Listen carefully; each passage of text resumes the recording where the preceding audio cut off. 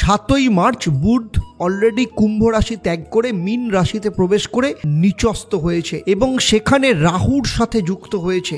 আজ দেবদর্শন পর্বে বুধের এই রাশি পরিবর্তন নিচস্থ হওয়ার ফলে কোন কোন 9টা রাশির ওপর কি প্রভাব নিয়ে আসতে চলেছে তা নিয়ে আমি এই ভিডিওতে আপনাদের সাথে পুঙ্খানুপুঙ্খভাবে চর্চা করব।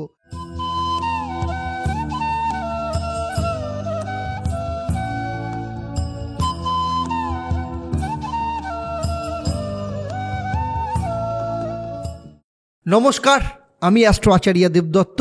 দেবদর্শন পর্বে আপনাদের সবাইকে স্বাগত জানাই। 7ই মার্চ বুধ অলরেডি কুম্ভ রাশি ত্যাগ করে মীন রাশিতে প্রবেশ করে নিচস্থ হয়েছে এবং সেখানে রাহুর সাথে যুক্ত হয়েছে। আজ দেবদর্শন পর্বে বুধের এই রাশি পরিবর্তন নিচস্থ হওয়ার ফলে কোন কোন 9টা রাশির ওপর কী প্রভাব নিয়ে আসতে চলেছে তা নিয়ে আমি এই ভিডিওতে আপনাদের সাথে পুঙ্খানুপুঙ্খভাবে চর্চা করব। সেই সাথে আপনাদের জানাবো যে বুধবার ভগবান গণেশের কেন পুজো করা হয়। এর সাথে আলোচনা করব যে ভগবান গণেশের সাথে বুধ দেবের কী সম্পর্ক রয়েছে। এর সাথে প্রতি পর্বের মতো এই পর্বেও থাকবে আপনাদের জন্য একটা প্রশ্ন এই ভিডিও থেকে, এবং তার জন্য যারা সঠিক উত্তর দেবেন তাদের আমার তরফ থেকে থাকবে একটা সারপ্রাইজ, যেটা আমি এই ভিডিওর শেষে আপনাদের জানাবো। তাই পুরো ভিডিওটা খুব মন দিয়ে শুনবেন। বুধ মীন রাশিতে প্রবেশ করার সাথে সাথে নিচস্থ হয়ে গেছে, কারণ মীন রাশি বুধের নিচস্থ স্থান।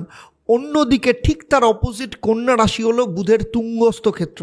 আমি যে 9টা রাশি নিয়ে আলোচনা করব তাদের এই সময় বেশ কিছু ক্ষেত্রে খুব সাবধানে থাকতে হবে, কারণ কেউ বা কারোর দ্বারা আপনার প্রিয়জনের বিরুদ্ধে আপনাকে প্রভাবিত করতে পারে।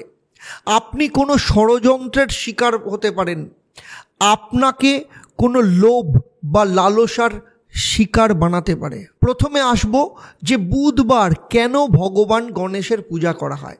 বুধদেব চন্দ্রদেবের পুত্র।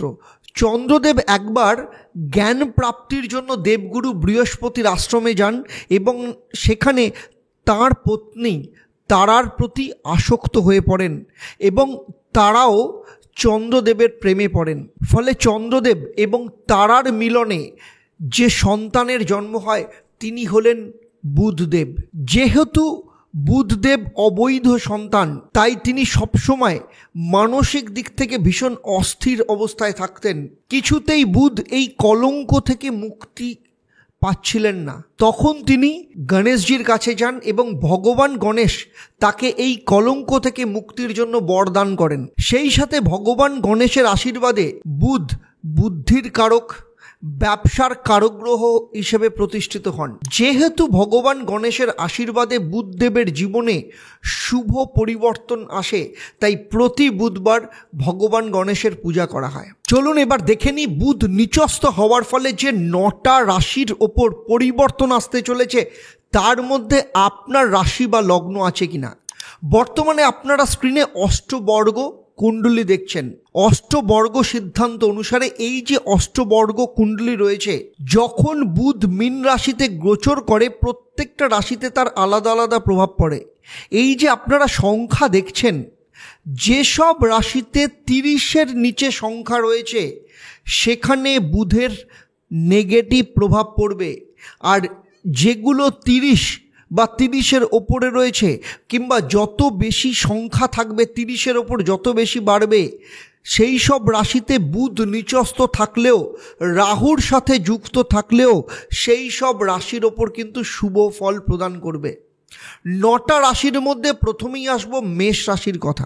অষ্টবর্গ সিদ্ধান্ত অনুসারে এখানে 30 পয়েন্ট আসছে, অর্থাৎ বুধের এই ট্রানজিটের ফলে আপনার ব্যাংকের লেনদেন কিংবা লোনের ক্ষেত্রে বড় কোনো লাভ হতে পারে।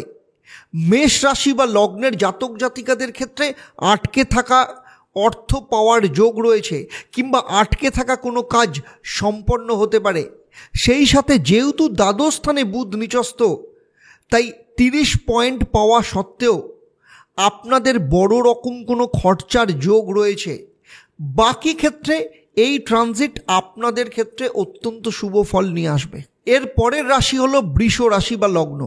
31 পয়েন্ট পাওয়ার জন্য বুধের এই ট্রানজিটের ফলে হঠাৎ করে কোনো প্রজেক্ট চেঞ্জ হতে পারে, সেই সাথে কোনো যাত্রা বা ট্রাভেলের যোগ দেখতে পাওয়া যাচ্ছে। এর পাশাপাশি আর্থিক দিক থেকেও কিন্তু খুব ভালো, সুতরাং সেদিক থেকে দেখতে গেলে অর্থ বিষয়ে যদি চেষ্টা করেন বা কোনো ডিল করেন, সেদিক থেকে আপনারা লাভবান হবেনই হবেন। তৃতীয় যে রাশি হলো সেটা হচ্ছে মিথুন লগ্ন বা মিথুন রাশি। সেখানেও দেখুন 30 পয়েন্ট পাওয়া যাচ্ছে।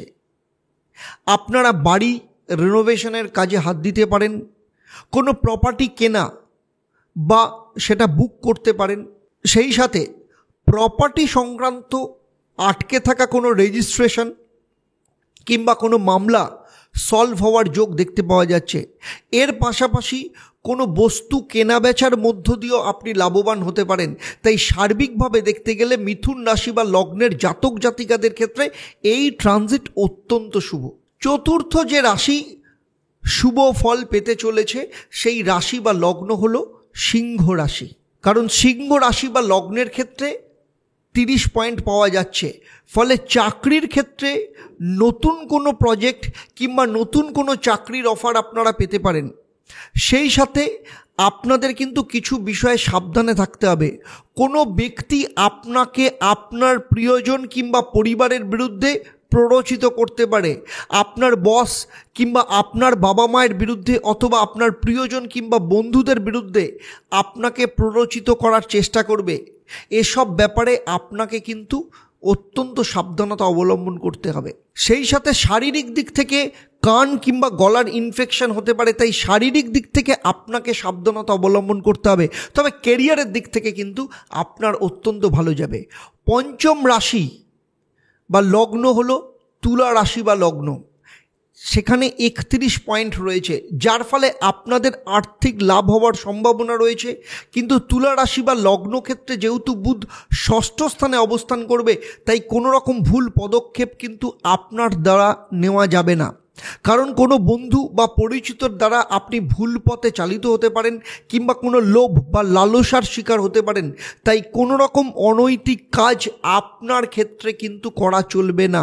তবে আর্থিক দিক থেকে কিন্তু যথেষ্ট ভালো যাবে। ষষ্ঠ রাশি বা লগ্ন হলো বৃশ্চিক। বৃশ্চিক রাশি বা লগ্নের ক্ষেত্রে যেহেতু 41 পয়েন্ট পাওয়া যাচ্ছে, তাই কর্মক্ষেত্রে কিংবা প্রজেক্টের ক্ষেত্রে বড় কোনো পরিবর্তন আসতে পারে।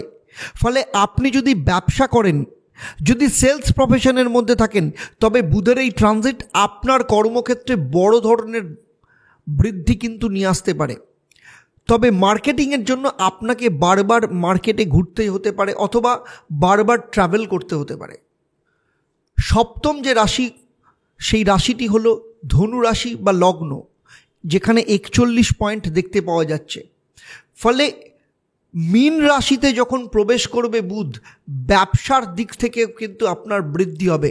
এতদিন পর্যন্ত কাজকর্মের মধ্যে যে বাধা বিপত্তি আসছিল, যেগুলো হয়ে যাবে ভাবছিলেন কিন্তু হচ্ছিল না, এবার থেকে সেগুলো কিন্তু সাকসেস আসবে। বড় কোনো ডিল আপনি পেতে পারেন বা নতুন ধরনের কোনো কাজ আপনার প্রাপ্ত হতে পারে। অষ্টম রাশি হলো মকর রাশি বা লগ্ন। সেখানে 35 পয়েন্ট পাওয়া যাচ্ছে। ফলে হঠাৎ করে অর্থ লাভ হতে পারে কিংবা কোনো পরিচিতের দ্বারা কিন্তু অর্থ প্রাপ্তির যোগ দেখতে পাওয়া যাচ্ছে। আটকে থাকা কোনো অর্থ বা পেমেন্ট মার্কেটে যেগুলো পড়ে আছে সেগুলো কিন্তু আপনি পেতে পারেন। তবে এর পাশাপাশি শারীরিক দিক থেকে বিশেষ করে ইনফেকশনের সমস্যা, অ্যালার্জির সমস্যায় আপনি ভুগতে পারেন। এবারে আসব শেষ যে রাশিটা বেনিফিটেড হতে চলেছে, সেটা হচ্ছে কুম্ভ রাশি বা লগ্ন। সেখানে 30 পয়েন্ট রয়েছে। ফলে এই ট্রানজিটের জন্য আপনার আর্থিক দিক থেকে লাভ দেখতে পাওয়া যাচ্ছে। তবে পরিবার পরিজনের সঙ্গে কিন্তু দ্বন্দ্ব তৈরি হতে পারে, যেটা আপনার বাবা মা হতে পারে, ভাই বোন হতে পারে। কারণ যেহেতু বুধের ট্রানজিট সাপেক্ষে বা বুধের অবস্থান সাপেক্ষে আপনার রাশি কিন্তু দ্বাদশ স্থান, অর্থাৎ মীন রাশিতে যেহেতু বুধ রয়েছে, কুম্ভ হচ্ছে মীন রাশি সাপেক্ষে দ্বাদশ।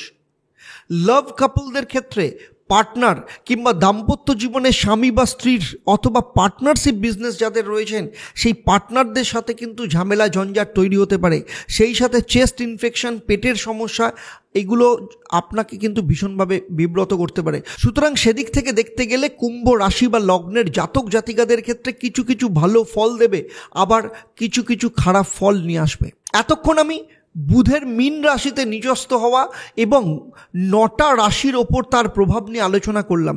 আমার এই আলোচনা আপনাদের অষ্টবর্গ সিদ্ধান্তকে ভিত্তি করে, যদিও আপনার জন্মছকে অন্যান্য গ্রহের অবস্থান কিংবা আপনার হাত অথবা বাস্তুর পজিশন সম্পর্কে আমার কোনো ধারণা নেই।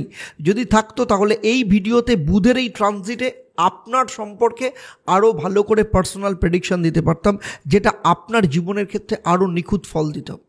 আমার এই সার্বিক আলোচনা আপনাদের কেমন লাগলো অবশ্যই আমাকে কমেন্ট করে জানাবেন, আর যদি ভালো লাগে তাহলে অবশ্যই অন্যদের শেয়ার করবেন।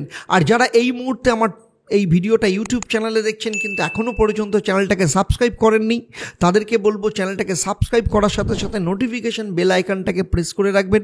আর যারা ফেসবুক পেজে দেখছেন তারা অবশ্যই পেজটাকে লাইক এবং ফলো করবেন। আর যদি অন্য কোনো বিষয়ে আর জানার থাকে অবশ্যই আমাকে কমেন্ট করে জানাবেন, আমি চেষ্টা করব ভবিষ্যতে তার উপর ভিডিও বানানোর জন্য। এবারে আসবো আমি এই পর্বের প্রশ্ন। আমি এই পর্বে এই ভিডিওতে উল্লেখ করেছি ধনু রাশি বা লগ্নের ক্ষেত্রে কত পয়েন্ট এসেছে। যারা সঠিক উত্তর দেবেন তাদের মধ্য থেকে লাকি ড্রয়ের মাধ্যমে আমি 3 জন সঠিক উত্তরদাতাকে বেছে তাদের কিংবা তাদের পরিবারের কোনো একজন সদস্যের জন্মছক ও তার সমস্যা নিয়ে পরামর্শ দেব। এবং আপনারা জানেন আমার এই পরিষেবা আপনাদের জন্য সম্পূর্ণ বিনামূল্যে থাকে। তবে আপনাকে কিন্তু অবশ্যই লাকি ড্রয়ের মাধ্যমে আপনার নাম সিলেক্ট হতে হবে। আজকে আপনাদের কাছ থেকে আমি বিদায় নেব। আবার দেখা হবে পরবর্তী পর্বে আপনাদেরই কোনো সমস্যার সমাধান নিয়ে। আপনারা আপনাদের পরিবারের সমস্ত সদস্যদের সাথে ভালো থাকুন, সুখে থাকুন, আনন্দে থাকুন, সুস্থ থাকুন এবং নিয়মিত দেখতে থাকুন দেবদর্শন। নমস্কার।